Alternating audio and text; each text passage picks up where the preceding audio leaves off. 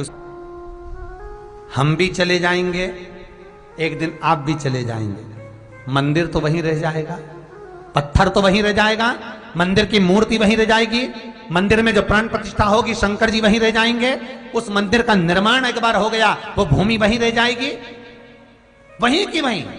आपने अपने घर में बंगला बनाया, बंगले के हिस्से हो जाएंगे, बच्चे ले लेंगे, बेटियां ले लेंगी, बेटे ले लेंगे, पर जो मंदिर में आपने 500 रुपए लगाए, 1000 रुपए लगाए, कुबेरेश्वर महादेव के मंदिर में आपने 1000, 2000, 10,000, 20,000 जो रुपए आपने मंदिर में निर्माण में लगा दिए, वो मंदिर अजर और अमर हो गया। हम भी चले गए, तुम भी चले गए, पर एक लोटा पानी अगर कोई शंकर पर चढ़ाएगा, एक लोटा पानी अगर शिव को कोई समर्पित करेगा, तो उस जल चढ़ाए हुए एक लोटा पानी का एक अंश जो तुमने 1000, 2000 रुपए लगाकर मंदिर का निर्माण करवाया है, उसका अंश तुम्हारे खाते में जरूर पहुंचेगा। ये पक्का है महाराज, ये पक्का।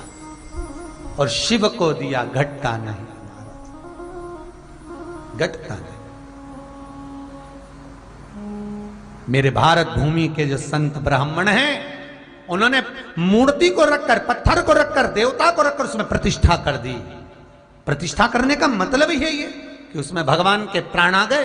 कोई दर्शन करने आए तो उसको पुण्य मिले, कोई दर्शन करने आए, कोई फल चढ़ाने, फूल चढ़ाने, दूध चढ़ाने, बेलपत्र चढ़ाने, समीपत्र चढ़ाने आए तो उसका फल उसको मिले, उसका फल प्राप्त हो। प्रतिष्ठा। अनलासुर को वही मार सकता है जो एक किसी रूप में उसमें प्राण दिएगा। बोलो हर हर महादेव, जिसमें प्राण है। अब अनलासुर शंकर के उपासक थे। ये जितने भी राक्षस हो, देवता हो, मनुष्य हो, गण हो, ये सब शिव की आराधना करते हैं, शंकर के उपासक। और अनलासुर शंकर की केवल एक ही चीज से आराधना करता था, क्योंकि असुर प्रवृत्ति का था।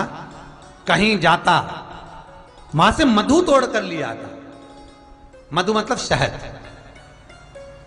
वहां से मधु तोड़ कर लिया था, शहद लाता और शंकर भगवान के ऊपर उस मधु को निचोड़ता, शहद को निचोड़ता।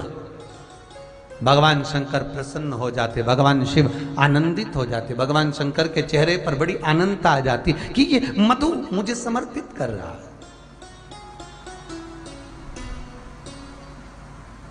भगवान शिव आनंदित होते।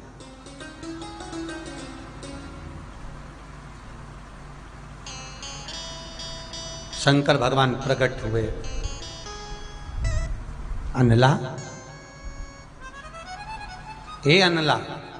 अनलासुर बोले, प्रभु भोलेनाथ विश्वनाथ आज आ पायो? हाँ अनला, मांग तुझे क्या चाहिए? अनलासुर कहते हैं, भोलेनाथ मैं आपकी आराधना करता हूं, पर देवता मुझे मारना चाहते हैं, मुझे मारना चाहते हैं। देखो, जगत चाहे कितना भी बुरा चाहे, जगत कितना भी बुरा चाहे, आप अपने मन से, अपनी चित्तवृत्ति से, अपने धैर्य से अच्छा करते चलो, अच्छा करो। जगत चाहे कितना भी बुरा चाहे, अच्छाई करने में पीछे मत हटना। एक संत निकल कर जा रहे थे, एक व्यक्ति उनसे जलता था, ईर्ष्या रखता था, पेड़ के ऊपर चढ़कर बैठ गया, मुंह में बहुत सारा पान भर लिया खाकर। पान भरा, संत निकल कर जा रहे थे, गंगा नहाकर इसने थूक दिया संत पर। संत वापिस चले गए गंगा नहाने, ये फिर आए, इसने फिर थूका, फिर नहाने गए, फिर थूका, फिर नहाने गए, फिर थूका। ये जो पेड़ पर चढ़कर बैठा था, इसके मुख में पूरा पान खत्म हो गया, थूकते थूकते मुंह सूख गया, पर संत एक शब्द नहीं बोले, नहाते रहे, आते रहे। आखिरी में ये पेड़ से नीचे उतर गया, संत के चरणों में पड़ गया, गुरुदेव मैंने इतना थूका, इतना गलत काम किया, आपके मुंह से शब्द नहीं निकला गुरुदेव। आप नहाने चले गए, मैं क्षमा मांगता हूं। गुरुजी बोले रुक, मुझे तुझे प्रणाम करना है। गुरुजी ने साष्टांग दंडवत उस व्यक्ति के सामने कर लिया। साष्टांग दंडवत गुरुदेव कर रहे हैं, जो थूक रहा था उसके सामने। उसने कहा गुरुदेव, मैंने तो आप पर थूका है, मैंने आप पर इतनी बार पीक से थूक दिया, पान थूका, इतना गलत काम मैंने किया और आप मुझे प्रणाम कर रहे हो। गुरुजी बोले भाई देख, रोज गंगा नहाता था, एक डुबकी लगाकर चला जाता था, पर आज तेरी कृपा ऐसी हो गई, आज गंगा की 108 डुबकी लग गई। ये तेरी ही तो कृपा है, तेरी कृपा बिना कुछ नहीं, तेरी दया बिना कुछ नहीं।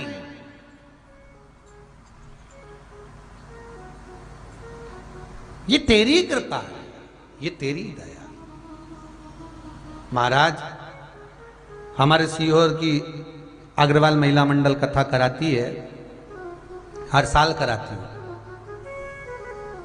इनकी कथा भागवत जी की 7 दिन की होती है, पर 7 दिन पहले से भगवत चर्चा चालू हो जाती है हमारी महिला मंडल की।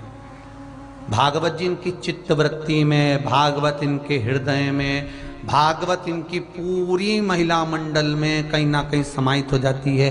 कैसे होगी, कैसे करेंगे, क्या करेंगे, भागवत भागवत। सोए तो भागवत दिखे, खाए तो भागवत दिखे, नहाए तो भागवत दिखे। अब भागवत में इतनी रम जाए कि वो 7 दिन भागवत चर्चा करते करते जब वो भागवत का दिन आता है, तब भागवत बचना प्रारंभ हो जाए और विराम हो जाए, तब जाकर भागवत मां रानी की जय हो पाए। चित्तवृत्ति में भगवान समाये।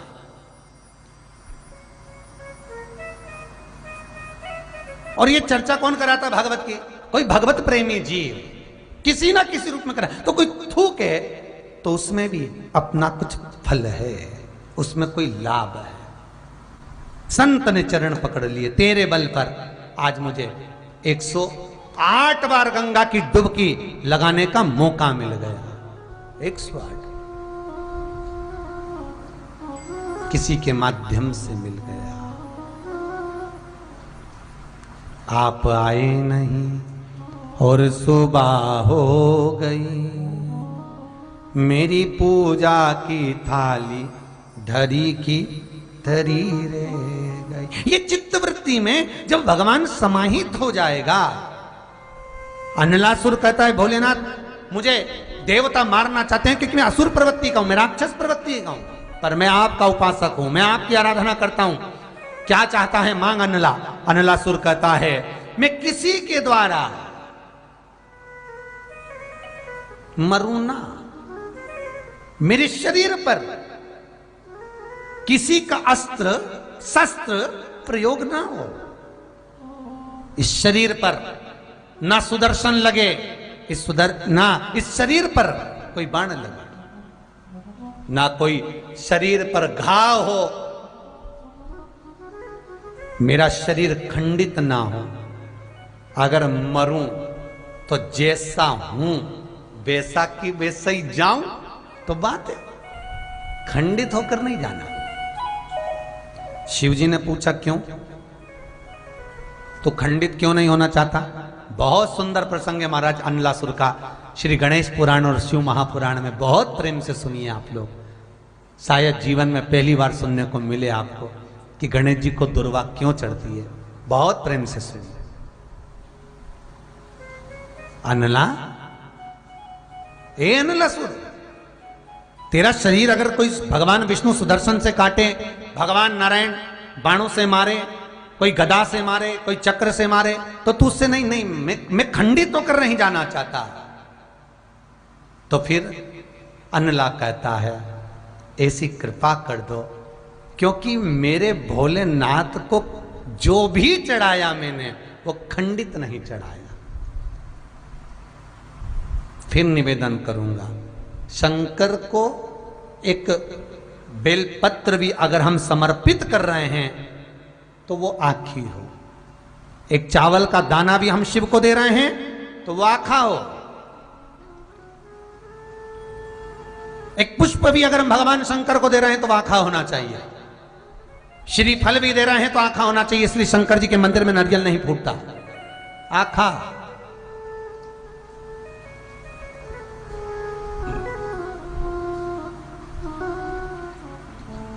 समर्पण भी हो तो पूर्ण हो, आखा, आधा नहीं। मैंने, अनलासुर कहता है, जीवन में आपका भजन करा है। शिव, ये शरीर मैं आपको देना चाहता हूं, आपका हो। खंडित रहूंगा तो शिव इसको स्वीकार नहीं करेंगे। ये मेरा शरीर आखा की आखा जाए। बहुत सुंदर प्रसंग है। शंकर भगवान से आप भी कहना, इस शरीर को ऐसा मत बना देना कि पलंग पर पड़ी रहूं, बहू बच्चे सेवा करें, ऐसा मत बनाना। इस शरीर को दौड़ दौड़ कर आपके मंदिर आती रहूं, आपकी आराधना करती रहूं, आपकी पूजन करती रहूं, आपकी अर्चना करती रहूं, और ये शरीर आप में ही लीन हो जाए, ऐसी कृपा करना। मरना तो है, सबको मरना। सुन लो रे भाई, जितने टीवी के सामने बैठे हो, जितने फेसबुक यूट्यूब पर सुन रहे हो, मरना तो सबको है, आज नहीं तो कल। मृत्यु निश्चित है, आएगी। तो भगवान से कहो ना कि मरना तो है, पर ऐसा मृत्यु भी आए तो प्रसन्न चित्त में आए। तड़फू ना, पलंग पर सड़ू ना, कोई ऐसी बीमारी मत देना भोलेनाथ कि पलंग पर सड़ना पड़े। कृपा करना मेरे विश्वनाथ, क्योंकि तू महामृत्युंजय है मेरा शंकर, तू मृत्यु को भी जीतने वाला है। ऐसी कृपा करना भोलेनाथ, ऐसी। ये शरीर कहीं तड़पे ना। अनलासुर कह रहा है ये खंडित ना हो। ठीक है, अनलासुर का उपद्रव मच गया, चारों तरफ हाहाकार मच गया। भगवान विष्णु युद्ध करने आए, हार कर चले गए। ब्रह्मदेव आए, हार कर चले गए। इंद्र आए, हार कर चले गए। 33 कोटि देवता युद्ध करने आए, अनलासुर से हार कर चले गए। मरता ही नहीं है, क्योंकि शस्त्र का प्रहार ही नहीं हो पाता, प्रयोग ही नहीं हो पाता। क्या करा जाए? सब देवता शिव की शरण में गए। भोले बाबा से जाकर निवेदन करा। उस समय पर भगवान शंकर काशी भ्रमण कर रहे थे। मेरे शंकर का नियम है, प्रतिदिन शाम का समय मेरे भोलेनाथ पार्वती के साथ में भ्रमण पर निकल जाते काशी। हमारा प्यारा भोलानाथ आया काशी में, हमारा प्यारा भोलानाथ आया काशी में। ओ हमारा प्यारा भोलानाथ आया काशी में, हमारा प्यारा भोलानाथ आया काशी में।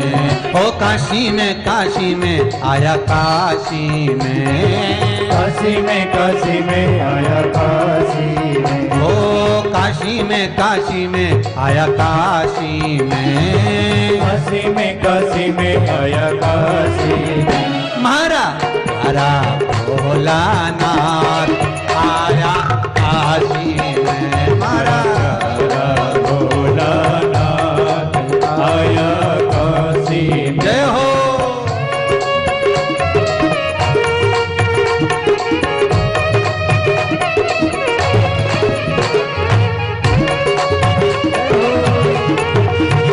हर भोले।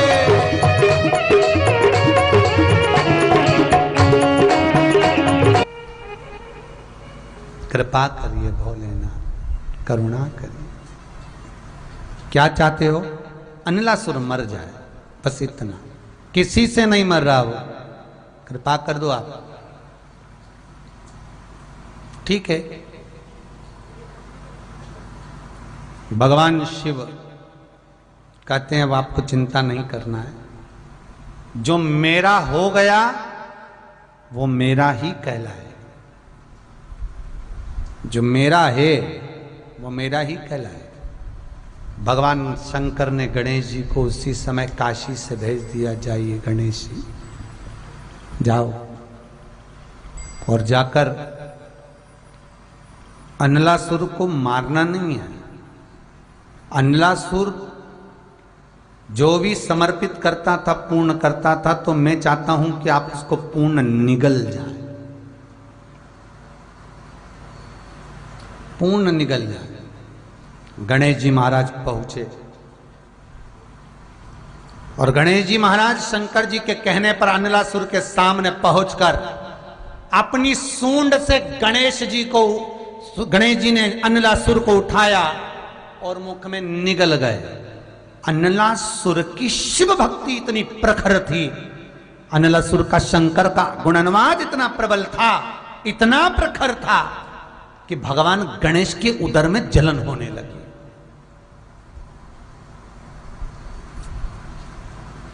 शिव वो तप है,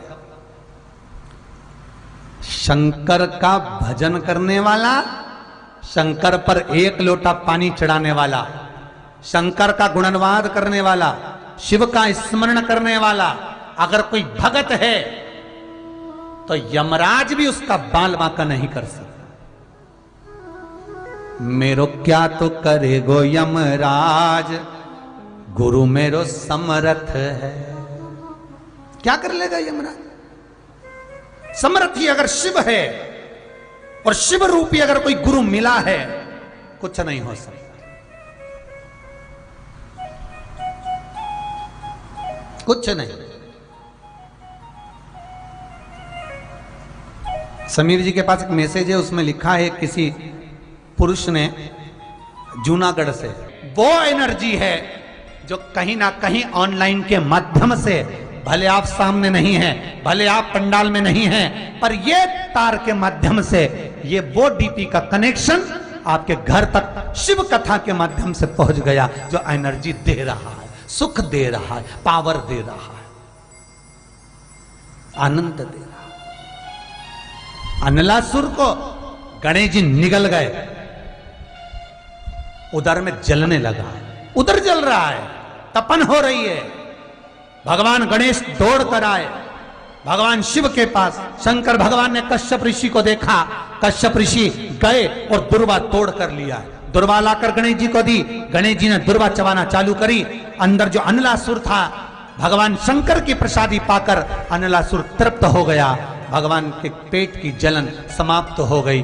गणेश जी महाराज ने कश्यप ऋषि से कहा, सुनो कश्यप बाबा, आपने मुझे दुर्वा समर्पित करी है, ये दुर्वा जो मुझे देगा वो वैभव प्राप्त करेगा, जो दुर्वा मुझे समर्पित करेगा उसके जीवन में रोग दूर हटेगा। शंकर भगवान कहते हैं, गणेश ये दुर्वा बुधवार के दिन, अष्टमी तिथि के दिन, जो अष्टमी बुधवार इस बार पड़ रहा है, उस दिन समर्पित करिए। इस दुर्वा का अलग अलग महत्व है महाराज। कुएं के पास की सफेद दुर्वा, कुएं के पास की सफेद दुर्वा, यदि 41 दुर्वा प्रत्येक बुधवार को गांठ लगाकर गणेश जी को समर्पित कर कर वापिस उठाकर उस दुर्वा को खाली पेट, आपके घर में भी गणेश जी होंगे, उनको समर्पित करो, खाली पेट इस दुर्वा को केवल चबा चबा कर खा लो और आधे घंटे बाद पानी को पी लो। बुधवार की बुधवार 5 बुधवार करना, गणेश जी को चढ़ाना, सफेद दुर्वा को गणेश जी को समर्पित कर कर चबा चबा कर खाना। उदर की प्रॉब्लम, जो भी मसा आदि की प्रॉब्लम होती है, उदर से जुड़ी हुई होती है, जिस चीज से जुड़ी होगी, पेट की जितनी प्रॉब्लम होगी, आपको जितनी भी प्रॉब्लम होगी, वो सारी 5 बुधवार करना, छठे बुधवार को जरूरत ही नहीं पड़ेगी। कितनी भी प्रॉब्लम हो पेट से, कितनी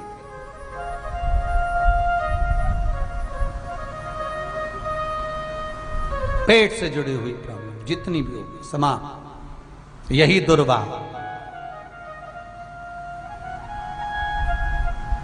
शिव महापुराण की कथा कहती है, यदि पंचमी तिथि के दिन, चतुर्थी के दिन सात गांठ वाली दुर्वा 21 ले लो और चतुर्थी के दिन गणेश जी को समर्पित कर दो। पंचमी तिथि को उस दुर्वा को उठाकर दूध में डाल दो और उस दुर्वा को दूध में डालकर उस दूध में उस दुर्वा को मल लो, और जिसके सफेद चमड़ी पड़ गई हो, चर्म रोग हो गया हो, उस दूध को उस दुर्वा के साथ, दूध नहीं भी हो तो पंचमी के दिन दुर्वा का लेपन शरीर पर कर लें। आधे घंटे तक करने पर पंचमी को प्रदोष काल में स्नान कर लें।